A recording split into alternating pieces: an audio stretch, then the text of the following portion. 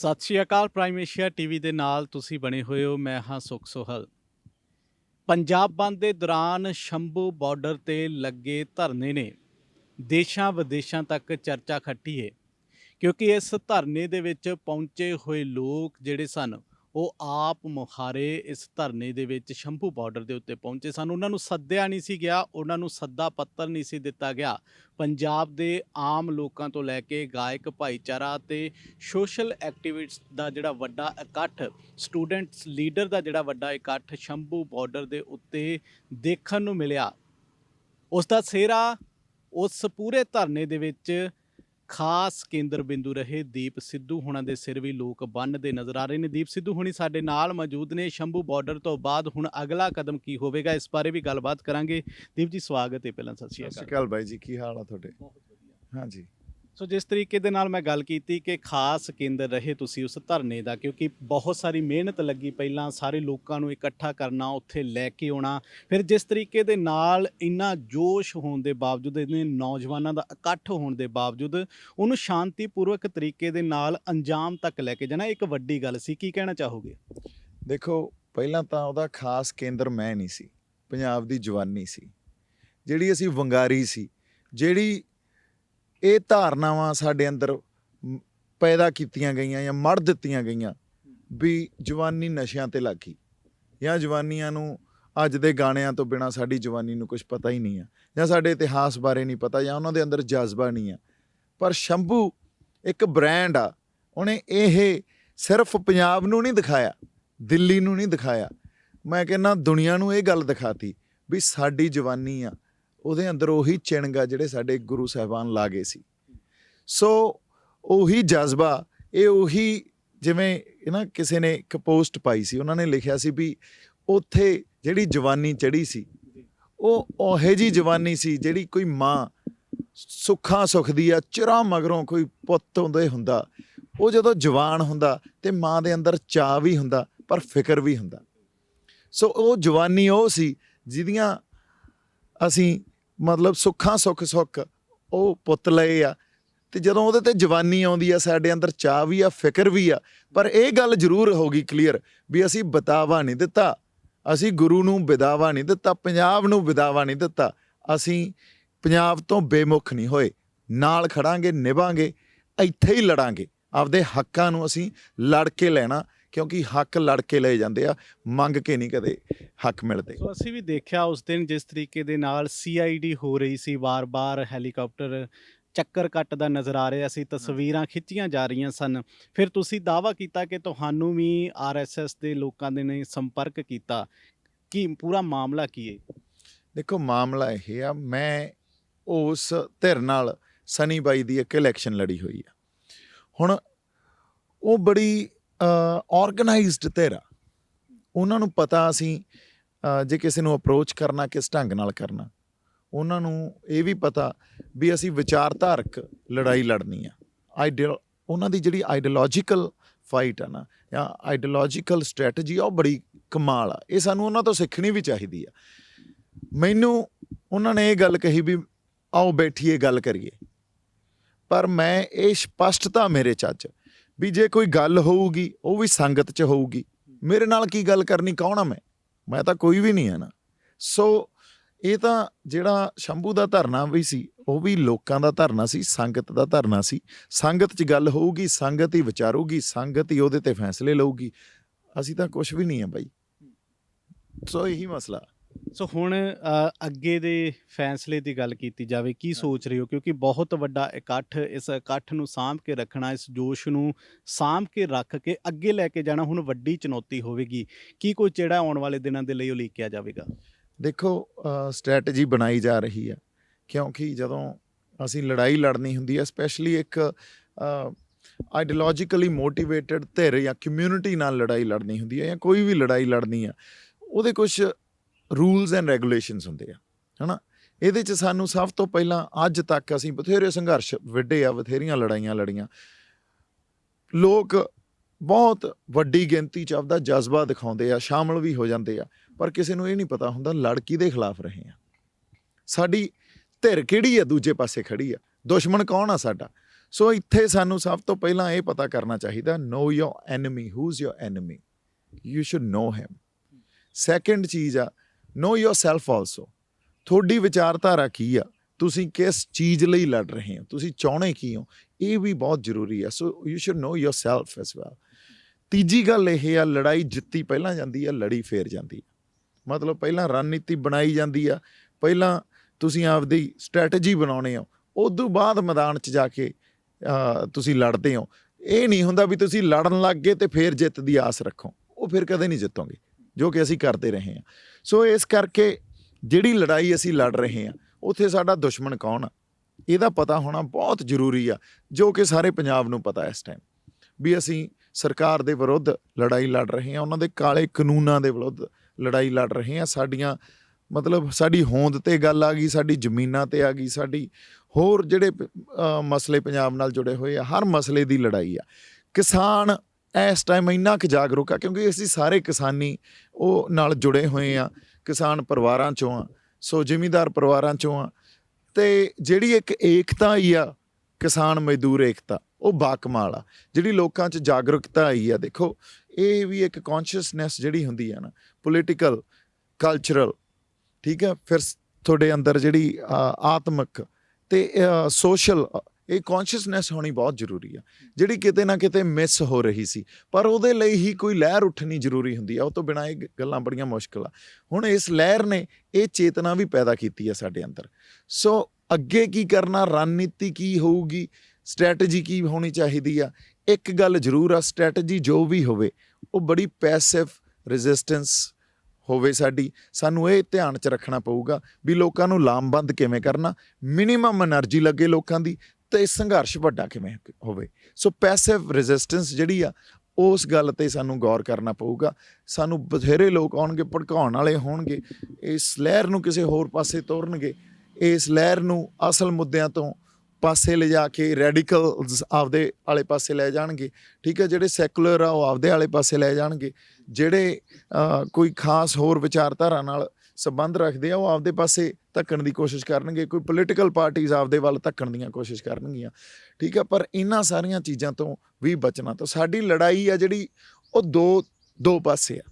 ਸਾਨੂੰ ਅੰਦਰੂਨੀ ਲੜਾਈ ਵੀ ਲੜਨੀ ਆ ਅਤੇ ਬਾਹਰਲਿਆਂ ਨਾਲ ਵੀ ਲੜਨੀ ਆ। ਅੱਛਾ, ਖਾਸ ਤੌਰ ਦੇ ਉੱਤੇ ਕਿਉਂਕਿ ਮਸਲਾ ਕਿਸਾਨਾਂ ਦਾ ਹੈ, ਕਿਸਾਨ ਜਥੇਬੰਦੀਆਂ ਨੇ ਇਸ ਸੰਘਰਸ਼ ਨੂੰ ਸ਼ੁਰੂ ਕੀਤਾ ਸੀ, ਲਾਮਬੰਦ ਕਰਨ ਦੇ ਲਈ ਤੁਹਾਡੇ ਵਰਗੇ ਜਾਂ ਫਿਰ ਹੋਰ ਵੀ ਬਹੁਤ ਸਾਰੇ ਲੋਕ ਅੱਗੇ ਆਏ। ਕਿਤੇ ਅਜਿਹਾ ਤਾਂ ਨਹੀਂ ਹੋਵੇਗਾ ਆਉਣ ਵਾਲੇ ਸਮੇਂ 'ਚ, ਕਿਉਂਕਿ ਅਸ਼ੰਕੇ ਜ਼ਾਹਰ ਕੀਤੇ ਜਾ ਰਹੇ ਨੇ ਕਿ ਇਹ ਨਾ ਹੋਵੇ ਕਿ ਕਿਸਾਨ ਧਿਰਾਂ ਨੂੰ ਹੀ ਮੁਨੱਫੀ ਕਰ ਦਿੱਤਾ ਜਾਵੇ ਅਜਿਹੇ ਸੰਘਰਸ਼ਾਂ ਦੇ ਵਿੱਚੋਂ।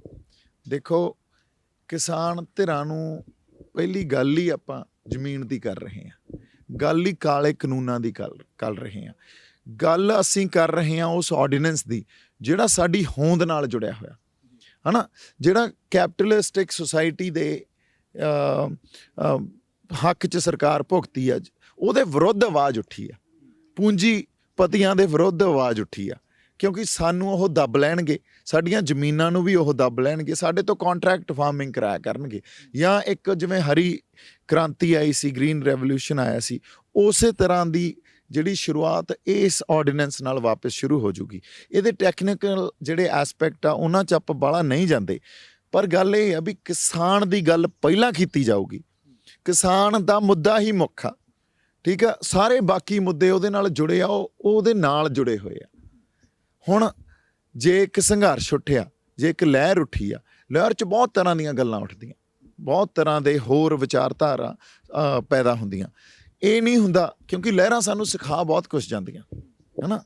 ਇਸ ਕਰਕੇ ਲਹਿਰਾਂ ਨੂੰ ਸਟੱਡੀ ਕਰਨਾ, ਲਹਿਰਾਂ ਨੂੰ ਵਿੱਚ ਜਦੋਂ ਲਹਿਰ ਚੱਲ ਰਹੀ ਆ ਉਹਦੇ ਵਿੱਚ ਉਹਨੂੰ ਸਾਂਭਣਾ, ਉਹਨੂੰ ਇੱਕ ਸਹੀ ਦਿਸ਼ਾ ਦੇਣੀ, ਇਹ ਸਾਡੇ ਆਗੂਆਂ ਦਾ ਕੰਮ ਹੁੰਦਾ, ਜੋ ਕਿਸਾਨ ਆਗੂ ਸਾਡੇ ਆ ਉਹ ਕਰ ਰਹੇ ਆ। ਪਰ ਮੈਨੂੰ ਐਂ ਲੱਗਦਾ ਜੇ ਕਿਸੇ ਹੋਰ ਸਮਝਦਾਰ ਸੂਝਵਾਨ ਬੰਦੇ ਦੀ ਸ਼ਮੂਲੀਅਤ ਵੀ ਹੁੰਦੀ ਆ, ਸਾਡੇ ਰੋਸ਼ਨ ਜ਼ਮੀਰ ਜਿਹੜੇ ਇੰਟਲੈਕਚੁਅਲਸ ਆ, ਅਲੀਟਸ ਆ, ਉਹਨਾਂ ਦੀ ਵੀ ਸ਼ਮੂਲੀਅਤ ਹੁੰਦੀ ਆ, ਹੈ ਨਾ, ਜਿਨ੍ਹਾਂ ਦੇ ਅੰਦਰ ਪੰਜਾਬ ਦਾ ਦਰਦ ਆ, ਇਸ ਖਿੱਤੇ ਨਾਲ, ਇਸ ਧਰਤੀ ਨਾਲ ਜੁੜਿਆ ਹੋਇਆ ਦਰਦ ਆ, ਜਿਹੜੇ ਸਿਰਫ ਪੰਜਾਬ ਦੀ ਧਰਤੀ ਦੀ ਗੱਲ ਕਰਦੇ ਆ, ਕਿਉਂਕਿ ਧਰਤੀ ਨਾਲ ਹੀ ਵਾਤਾਵਰਨ ਜੁੜਿਆ ਹੋਇਆ, ਧਰਤੀ ਨਾਲ ਹੀ ਪ੍ਰਵਾਸ ਜੁੜਿਆ ਹੋਇਆ, ਧਰਤੀ ਨਾਲ ਹੀ ਇੰਪਲੋਇਮੈਂਟ ਜੁੜੀ ਹੋਈ ਆ, ਸਾਡੀ ਧਰਤੀ ਨਾਲ ਹੀ ਇਕੋਨਮੀ ਜੁੜੀ ਹੋਈ ਆ। ਤਾਂ ਇਹ ਮਸਲੇ ਸਾਰੇ ਸਮੁੱਚਤਾ 'ਚ ਸੋਚਣੇ, ਸਮਝਣੇ, ਵਿਚਾਰਨੇ ਤੇ ਇਹਨਾਂ ਨੂੰ ਫੌ ਕਿਵੇਂ ਸਾਡਾ ਪਵੇ, ਇਹ ਬਹੁਤ ਜ਼ਰੂਰੀ ਆ।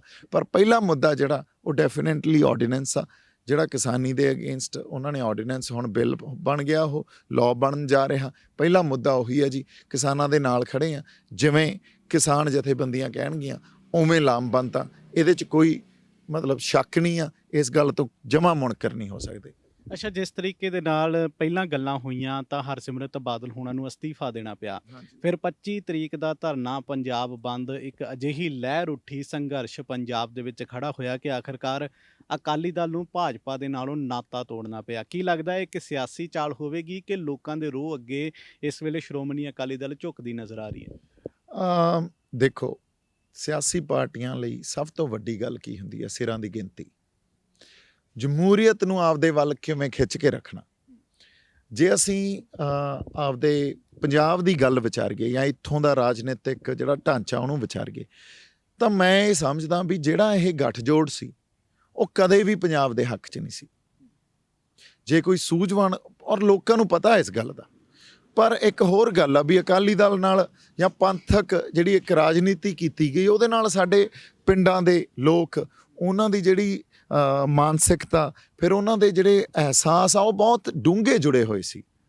ਪਰ ਜਿਹੜਾ ਖਾਂਚਾ ਜਾਂ ਜਿਹੜਾ ਤੁਸੀਂ ਇੱਕ ਸਟਰਕਚਰ ਅਕਾਲੀ ਦਲ ਬਾਦਲ ਨੇ ਅਪਣਾ ਲਿਆ ਸੀ, ਉਹ ਅਹਿਸਾਸਾਂ 'ਤੇ ਜਾਂ ਉਸ ਮਾਨਸਿਕਤਾ 'ਤੇ, ਜਾਂ ਜਿਹੜੇ ਅਕਾਲੀ ਦਲ ਜਿਹੜੇ ਕੰਮ ਲਈ ਸਿਰਜਿਆ ਗਿਆ ਸੀ, ਖੇਤਰੀ ਪਾਰਟੀ ਬਣਾਈ ਗਈ ਸੀ, ਉਹਨਾਂ 'ਤੇ ਖਰਾ ਨਹੀਂ ਉਤਰਦਾ ਸੀ।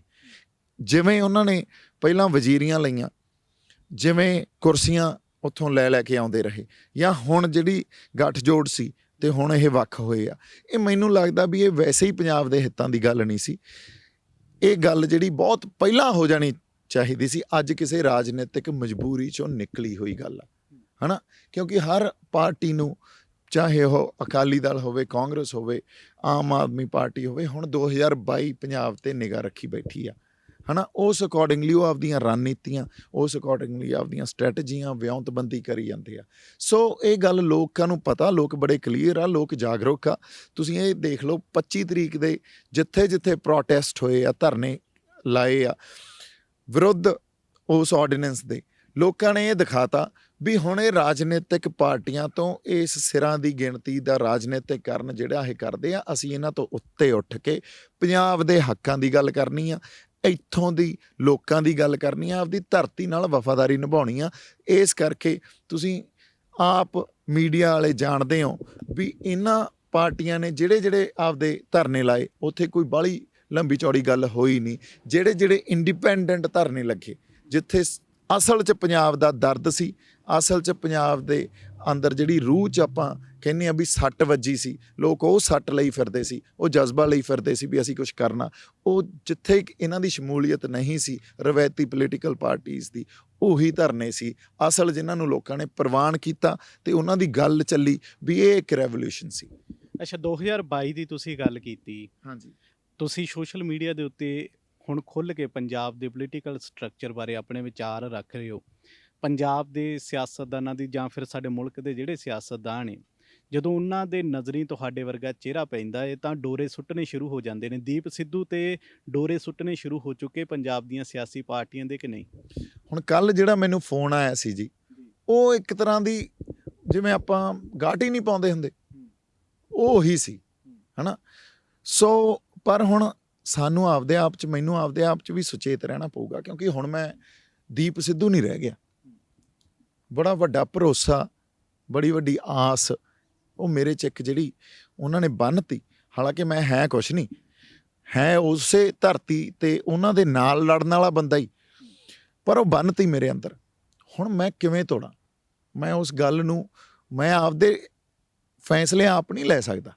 ਮੈਨੂੰ ਉਹ ਸਾਰੀ ਜਿਹੜਾ ਭਰੋਸਾ ਤੇ ਆਸ ਆ, ਉਹਨੂੰ ਪਹਿਲਾਂ ਦੇਖਣਾ ਪਊਗਾ ਵੀ ਕਿਤੇ ਆਹ ਨਾ ਟੁੱਟ ਜੇ, ਕਿਤੇ ਇੱਥੇ ਦਿਲ ਨਾ ਟੁੱਟ ਜੇ, ਕਿਤੇ ਕੋਈ ਉਹ ਭਰੋਸੇ ਤੇ ਕੋਈ ਆਂਚ ਨਾ ਆ ਜੇ। ਉਹ ਗੱਲ ਪਹਿਲਾਂ ਵਿਚਾਰਨੀ ਪਊਗੀ, ਫਿਰ ਮੇਰੇ ਫੈਸਲੇ ਲੈਣੇ ਪੈਣਗੇ।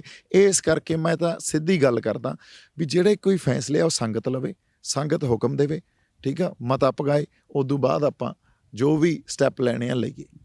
ਸੰਗਤ ਤਾਂ ਇਸ ਵੇਲੇ ਪੰਜਾਬ ਦੇ ਜਿਹੜੇ ਰੇਲਵੇ ਟਰੈਕ ਨੇ ਉਹਨਾਂ ਤੇ ਵੀ ਬੈਠੀ ਹੋਈ ਹੈ। ਦੀਪ ਸਿੱਧੂ ਤੇ ਉਹਨਾਂ ਦੇ ਸਾਥੀ ਜਿਹੜੇ ਨੇ ਉੱਥੇ ਕਦੋਂ ਨਜ਼ਰ ਆਉਣਗੇ?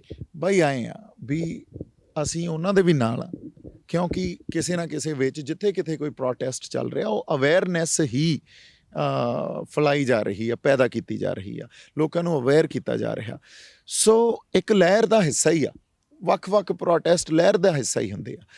ਇਹ ਨਹੀਂ ਅਸੀਂ ਉਹਨਾਂ ਦੇ ਨਾਲ ਆ, ਪਰ ਹਰ ਬੰਦਾ ਜਾਂ ਹਰ ਯੋਧਾ ਇੱਕ ਫਰੰਟ ਤੇ ਨਹੀਂ ਲੜਦਾ ਹੁੰਦਾ, ਵੱਖ-ਵੱਖ ਫਰੰਟ ਸਾਹਮਣੇ ਹੁੰਦੇ ਆ। ਫਿਰ ਇਨਫੋਰਸਮੈਂਟਸ ਆ ਜਿਹੜੀਆਂ ਤੁਹਾਡੀਆਂ ਪਿੱਛੇ ਫੋਰਸਾਂ, ਉਹਨਾਂ ਨੇ ਤੁਹਾਨੂੰ ਇਨਫੋਰਸਮੈਂਟ ਭੇਜਣੀ ਹੁੰਦੀ ਆ। ਤੁਹਾਡੇ ਜਿਹੜੇ ਇੰਟੈਲੈਕਚੁਅਲਸ ਨੇ ਆ ਵੀ ਫਲਾਨਾ ਮੋਰਚਾ ਸਾਡਾ ਹੁਣ ਢਿੱਲਾ ਪੈ ਰਿਹਾ ਕਿਤੇ, ਉੱਥੇ ਇਨਫੋਰਸਮੈਂਟ ਆਪਦੀ ਹੋਰ ਫੌਜ ਭੇਜੋ। ਜੇ ਕਿਤੇ ਉੱਥੇ ਉਹਨਾਂ ਦਾ ਮੋਰਚਾ ਢਿੱਲਾ ਪਿਆ, ਅਸੀਂ ਉੱਥੇ ਇਨਫੋਰਸਮੈਂਟ ਭੇਜਾਂਗੇ, ਹੋਰ ਫੌਜ ਭੇਜਾਂਗੇ, ਅਸੀਂ ਆਪ ਜਾ ਕੇ ਖੜੇ ਹੋਵਾਂਗੇ। ਪਰ ਮੋਰਚੇ ਸਾਨੂੰ ਵੱਖ-ਵੱਖ ਵਿੱਢਣੇ ਪੈਣੇ ਆ, ਲਾਉਣੇ ਪੈਣੇ ਆ, ਕਿਉਂਕਿ ਇਹਨਾਂ ਦੇ ਹਮਲੇ ਵੀ ਇੱਕ ਪਾਸਿਓਂ ਨਹੀਂ ਹੋਣੇ, ਇਹਨਾਂ ਨੇ ਹਮਲੇ ਵੀ ਬਹੁਤ ਪੱਖੀ ਕਰਨੇ ਆ। ਸੋ ਇਹ ਸਮਝਣਾ ਬੜਾ ਜ਼ਰੂਰੀ ਆ। ਆਖਰੀ ਇੱਕ ਦੋ ਸਵਾਲ ਨੇ। ਹੁਣ ਸ਼ੰਭੂ ਤੋਂ ਬਾਅਦ ਅਗਲਾ ਕਦਮ ਦਿੱਲੀ ਵੱਲ ਨੂੰ ਵਧਣਾ ਹੈ। ਕੀ ਲੱਗਦਾ ਹੈ ਕਿ ਦਿੱਲੀ ਤੱਕ ਪਹੁੰਚਣਾ ਇਸ ਵੇਲੇ ਪੰਜਾਬ ਦੇ ਲੋਕਾਂ ਦੇ ਲਈ ਸੌਖੀ ਗੱਲ ਹੈ? ਦੇਖੋ, ਜੇ ਅਸੀਂ ਕਹੀਏ ਵੀ ਇੱਥੋਂ ਦਿੱਲੀ 200-250 ਕਿਲੋਮੀਟਰ ਆ ਪੰਜਾਬ ਤੋਂ, ਹੈ ਨਾ, ਤੇ ਅਸੀਂ ਚੱਕੋ ਗੱਡੀਆਂ ਤੇ ਪਹੁੰਚ ਜਾਾਂਗੇ, ਅਸੀਂ ਨਹੀਂ ਪਹੁੰਚ ਸਕਦੇ। ਕਾਰਾਂ ਜਾਂ ਸਕੂਟਰਾਂ ਤੇ, ਮੋਟਰਸਾਈਕਲਾਂ ਤੇ ਜਾਣਾ ਜਾਂ ਟਰੈਕਟਰਾਂ ਤੇ ਜਾਣ ਵਾਲੀ ਗੱਲ ਨਹੀਂ ਆ।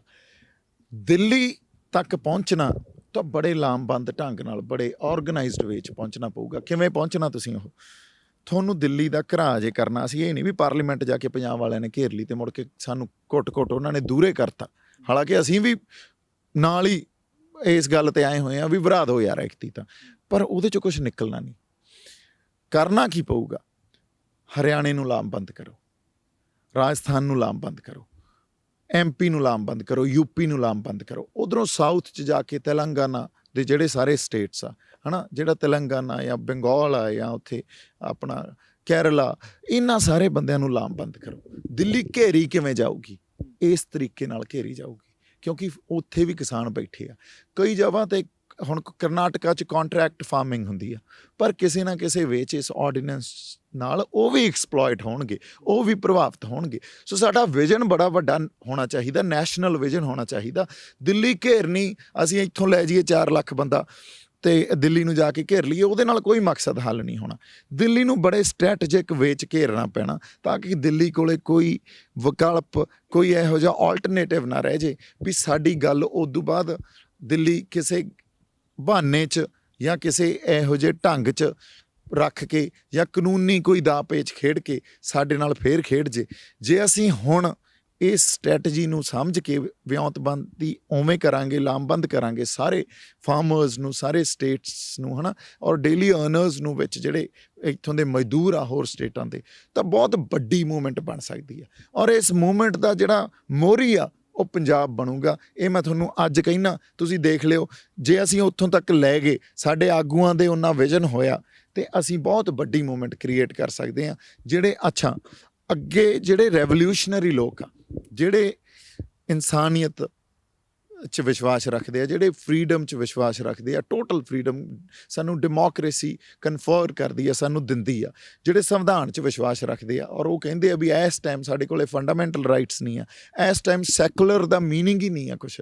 ਇਸ ਟਾਈਮ ਜੇ ਤੁਸੀਂ ਇਹ ਕਹੋ ਵੀ ਸਾਨੂੰ ਡੈਮੋਕ੍ਰੇਸੀ ਦੀ ਟੋਟਲ ਜਿਹੜੀ ਡੈਮੋਕਰੇਟਾਈਜੇਸ਼ਨ ਆ ਉਹਨੂੰ ਵੀ, ਜਾਂ ਫੈਡਰਲ ਸਟਰਕਚਰ ਨੂੰ ਵੀ ਕਿਸੇ ਨਾ ਕਿਸੇ ਢੰਗ 'ਚ ਇਹਨਾਂ ਨੇ ਵਾਇਲੇਟ ਕੀਤਾ, ਉਹਦੇ ਜਿਹੜੇ ਸਟਰਕਚਰ ਨੂੰ ਤੇ ਉਹਦੇ ਰੂਲਸ ਐਂਡ ਰੈਗੂਲੇਸ਼ਨਸ ਨੂੰ, ਉਹਦੇ ਖਿਲਾਫ ਲੜ ਰਹੇ ਆ, ਉਹ ਬੰਦੇ ਵੀ ਇਹਦੇ 'ਚ ਆ ਜਾਣਗੇ। ਤਾਂ ਤੁਸੀਂ ਦੇਖੋ, ਜੇ ਅੱਜ ਸਰਕਾਰ ਇੱਕ ਆਪਦਾ ਮੀਡੀਆ ਸੈੱਲ ਬਹੁਤ ਵੱਡਾ ਤਿਆਰ ਕਰੀ ਬੈਠੀ ਆ, ਜੇ ਕਿਤੇ ਇਹ ਲਾਮਬੰਦ ਹੋ ਗਏ ਤਾਂ ਪੰਜਾਬ ਮੀਡੀਆ ਨਹੀਂ, ਸਾਰੇ ਸਟੇਟਸ ਦਾ ਮੀਡੀਆ, ਉੱਥੋਂ ਦੇ ਲੋਕ, ਉੱਥੋਂ ਦੇ ਇੰਟੈਲੈਕਚੁਅਲਸ, ਉੱਥੋਂ ਦੇ ਫਾਰਮਰਸ, ਉੱਥੋਂ ਦੇ ਡੇਲੀ ਅਰਨਰਸ, ਉੱਥੋਂ ਦੇ educationists, doctors, lawyers, everyone will be a part of it. So ਸਾਨੂੰ ਉਹ ਵਿਜ਼ਨ ਰੱਖਣਾ ਚਾਹੀਦਾ।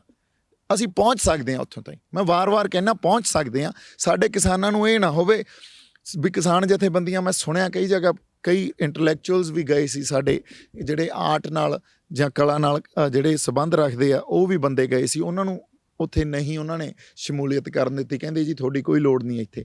ਪਰ ਜੇ ਇੰਨੀ ਰਿਜਿਡ ਤਰੀਕੇ ਨਾਲ ਆਪਾਂ ਚੱਲਾਂਗੇ, ਜੇ ਆਪਦੇ ਆਪ ਨੂੰ ਇੰਨਾ ਜ਼ਿਆਦਾ ਰਿਜਿਡ ਕਰ ਲਾਂਗੇ ਤੇ ਅਸੀਂ ਬਲਿੰਕਰਸ ਲਾ ਲਾਂਗੇ, ਇੱਧਰ ਉੱਧਰ ਦੇਖਾਂਗੇ ਹੀ ਨਹੀਂ, ਫਿਰ ਆਪਦਾ ਦਾਇਰਾ ਸੀਮਤ ਕਰ ਬੈਠੇ ਹਾਂ ਅਸੀਂ। ਸਾਨੂੰ ਤਾਂ ਇਹਦੇ 'ਚ ਦਾਇਰੇ ਨੂੰ ਵਧਾਉਣਾ ਪੈਣਾ, ਲੋਕ ਜੋੜਨੇ ਪੈਣੇ ਆ, ਲੋਕਾਂ ਦੀ ਇੱਕ ਕਲੈਕਟਿਵ ਕੌਨਸ਼ੀਅਸਨੈਸ ਉਹਨਾਂ 'ਚ ਲੈ ਕੇ ਆਉਣੀ ਪੈਣੀ ਆ।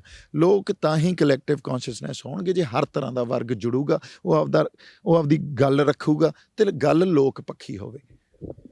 ਇਸ ਵੇਲੇ ਪੰਜਾਬ ਸੰਘਰਸ਼ ਦੇ ਦੌਰ 'ਚੋਂ ਗੁਜ਼ਰ ਰਿਹਾ। ਜਦੋਂ ਪੰਜਾਬ ਦੇ ਸੰਘਰਸ਼ ਦੀ ਗੱਲ ਹੁੰਦੀ ਹੈ, ਨੌਜਵਾਨਾਂ ਦੀ ਗੱਲ ਹੁੰਦੀ ਹੈ, ਤਾਂ ਭਗਤ ਸਿੰਘ ਦਾ ਨਾਮ ਜਿਹੜਾ ਮੂਹਰੇ ਆ ਜਾਂਦਾ ਹੈ। ਕੱਲ੍ਹ ਭਗਤ ਸਿੰਘ ਹੋਣਾ ਦਾ ਜਨਮ ਦਿਨ ਹੈ। ਕੀ ਤੁਸੀਂ ਕਹਿਣਾ ਚਾਹੋਗੇ ਪੰਜਾਬ ਦੇ ਨੌਜਵਾਨਾਂ ਨੂੰ ਕਿ ਭਗਤ ਸਿੰਘ ਦੇ ਕਿਹੜੇ ਅਸੂਲ ਅਸੀਂ ਪੱਲੇ ਬੰਨ੍ਹ ਲਈਏ? ਦੀਪ ਸਿੱਧੂ ਦੀ ਗੱਲ ਨਾ ਸੁਣੀ ਜਾਵੇ, ਕਿਸੇ ਹੋਰ ਦੀ ਗੱਲ ਨਾ ਸੁਣੀ ਜਾਵੇ, ਭਗਤ ਸਿੰਘ ਦਾ ਕਿਹੜਾ ਉਹ ਅਸੂਲ ਹੈ ਕਿ ਅਸੀਂ ਪੱਲੇ ਬੰਨ੍ਹ ਲਈਏ ਅਤੇ ਇਸ ਸੰਘਰਸ਼ ਨੂੰ ਲੈ ਕੇ ਅੱਗੇ ਤੁਰ ਸਕਦੇ ਹਾਂ? ਦੇਖੋ, ਭਗਤ ਸਿੰਘ ਨੇ ਜਿਹੜਾ ਸਰਦਾਰ ਭਗਤ ਸਿੰਘ ਆ, ਉਹਨਾਂ ਨੇ 2-3 ਗੱਲਾਂ ਬੜੀਆਂ ਕਲੀਅਰ ਕਹੀਆਂ ਸੀ। ਪਹਿਲੀ ਗੱਲ ਉਹਨਾਂ ਨੇ ਇਹ ਕਹੀ ਸੀ, ਸਿੰਪਲ, ਜਿਹੜੇ ਆਪਾਂ ਨੂੰ ਆਮ ਤੌਰ 'ਤੇ ਘਰਾਂ 'ਚ ਇਹ ਗੱਲਾਂ ਦੱਸੀਆਂ ਜਾਂਦੀਆਂ, ਆਪਾਂ ਬੜਾ ਸਿੰਪਲਿਸਿਟੀ 'ਚ ਉਹ ਗੱਲਾਂ ਦੱਸਾਂਗੇ ਵੀ ਜੇ ਗੋਰੇ ਬਾਬੂ ਚਲੇ ਗਏ ਅਤੇ ਉਹਦੀ ਜਗ੍ਹਾ ਭੂਰੇ ਬਾਬੂ ਜਾਂ ਕਾਲੇ ਬਾਬੂ ਆ ਗਏ, ਉਹ ਕੋਈ ਆਜ਼ਾਦੀ ਨਹੀਂ ਹੋਈ। ਸਾਨੂੰ ਇੱਕ ਸੰਪੂਰਨ ਸਵਰਾਜ ਚਾਹੀਦਾ, ਟੋਟਲ ਫਰੀਡਮ ਚਾਹੀਦੀ ਆ, ਜਿੱਥੇ ਇਕੱਲੀ ਪੋਲੀਟੀਕਲ ਫਰੀਡਮ ਨਾ ਹੋਵੇ, ਸੋਸ਼ਲ ਫਰੀਡਮ ਵੀ ਨਾਲ ਹੋਵੇ। ਅਗਲੀ ਗੱਲ ਉਹਨੇ ਇਹ ਕਹੀ ਸੀ ਵੀ ਆਪਦੇ ਅੰਦਰ ਸਪਸ਼ਟਤਾ ਲੈ ਕੇ ਆਓ, ਉਸ ਸਿਸਟਮ ਨੂੰ, ਪੁਰਾਣੇ ਸਿਸਟਮ ਨੂੰ, ਉਸ ਸਾਰੀਆਂ ਰੀਤੀ ਰਿਵਾਜਾਂ ਨੂੰ ਜਿਨ੍ਹਾਂ ਦੇ ਨਾਲ ਅਸੀਂ ਅੱਜ ਤੱਕ ਸਫ਼ਰ ਕੀਤਾ, ਜਿਨ੍ਹਾਂ ਦੇ ਨਾਲ ਅਸੀਂ ਬੜਾ ਉਸ ਸੰਤਾਪ ਭੋਗਿਆ, ਸਾਡੇ ਸਮਾਜ ਨੇ, ਸੁਸਾਇਟੀ ਨੇ, ਉਹਨੂੰ ਸਪਸ਼ਟ ਰੂਪ 'ਚ ਖੰਡਨ ਕਰੋ।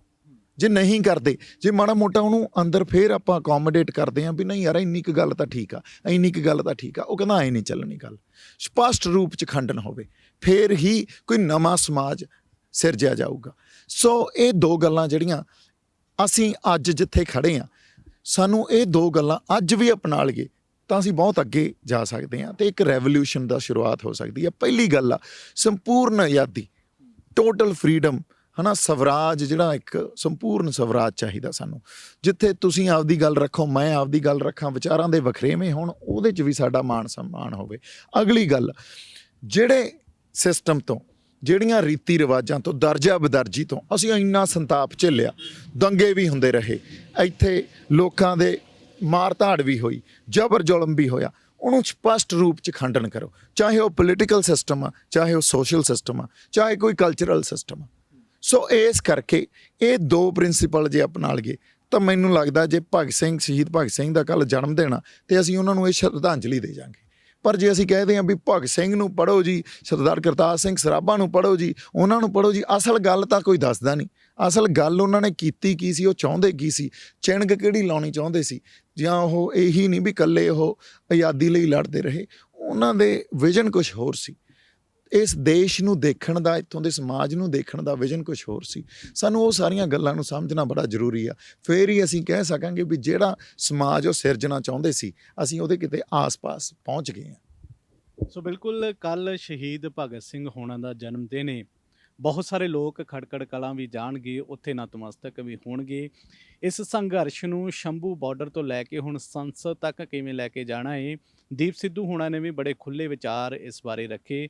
ਪਰ ਬਹੁਤ ਸਾਰੇ ਸਵਾਲ ਜੇਕਰ ਤੁਹਾਡੇ ਵੀ ਮਨਾਂ ਦੇ ਵਿੱਚ ਹੋਣਗੇ, ਕੱਲ੍ਹ ਭਗਤ ਸਿੰਘ ਦੇ ਜਨਮ ਦਿਨ ਦੇ ਉੱਤੇ ਉਹਨਾਂ ਦੇ ਵੱਲੋਂ ਦਿੱਤੀਆਂ ਸਿੱਖਿਆਵਾਂ ਨੂੰ ਜੇਕਰ ਅਸੀਂ ਪੱਲੇ ਬੰਨ੍ਹ ਲੈਂਦੇ ਹਾਂ, ਮੈਨੂੰ ਲੱਗਦਾ ਹੈ ਕਿ ਬਹੁਤ ਸਾਰੇ ਸਵਾਲਾਂ ਦੇ ਜਵਾਬ ਸਾਨੂੰ ਉੱਥੋਂ ਵੀ ਮਿਲ ਜਾਣਗੇ। ਸੋ ਦੀਪ ਜੀ, ਤੁਸੀਂ ਸਾਡੇ ਨਾਲ ਜੁੜੇ, ਬਹੁਤ ਬਹੁਤ ਧੰਨਵਾਦ। ਧੰਨਵਾਦ, ਥੈਂਕ ਯੂ ਸੋ ਮਚ ਜੀ। ਸੋ ਦੋਸਤੋ, ਉਮੀਦ ਕਰਦੇ ਹਾਂ ਕਿ ਦੀਪ ਸਿੱਧੂ ਹੋਣਾ ਦੇ ਨਾਲ ਇਹ ਗੱਲਬਾਤ ਤੁਹਾਨੂੰ ਪਸੰਦ ਆਈ ਹੋਵੇਗੀ। ਕਿਸਾਨੀ ਸੰਘਰਸ਼ ਨੂੰ ਲੈ ਕੇ ਜਿਸ ਤਰੀਕੇ ਵੀ ਪੰਜਾਬ ਦੇ ਵਿੱਚ ਆਏ ਦਿਨ ਨਵੀਆਂ ਰਣਨੀਤੀਆਂ ਉਲੀਕੀਆਂ ਜਾ ਰਹੀਆਂ ਨੇ, ਨਵੇਂ ਧਰਨੇ ਪ੍ਰਦਰਸ਼ਨ ਹੋ ਰਹੇ ਨੇ, ਹਰ ਇੱਕ ਜਗ੍ਹਾ ਦੇ ਉੱਤੇ ਸੰਘਰਸ਼ ਜਿਸ ਤਰੀਕੇ ਦੇ ਨਾਲ ਸਾਡੇ ਬਜ਼ੁਰਗ, ਸਾਡੀਆਂ ਮਾਤਾਵਾਂ, ਭੈਣਾਂ, ਸਾਡੇ ਨੌਜਵਾਨ ਬੱਚੇ ਕਰ ਰਹੇ ਨੇ, ਉਸ ਦੇ ਉੱਪਰ ਵੀ ਸਾਡੀ ਹਰ ਪਲ ਨਜ਼ਰ ਬਣੀ ਹੋਈ ਹੈ ਅਤੇ ਤੁਹਾਡੇ ਤੱਕ ਹਰ ਦ੍ਰਿਸ਼ ਨੂੰ ਪਹੁੰਚਾਉਣ ਦੀ ਕੋਸ਼ਿਸ਼ ਵੀ ਅਸੀਂ ਕਰ ਰਹੇ ਹਾਂ। ਤੁਸੀਂ ਵੀ ਇੱਦਾਂ ਬਣੇ ਰਹੋ ਪ੍ਰਾਈਮ ਏਸ਼ੀਆ TV ਦੇ ਨਾਲ।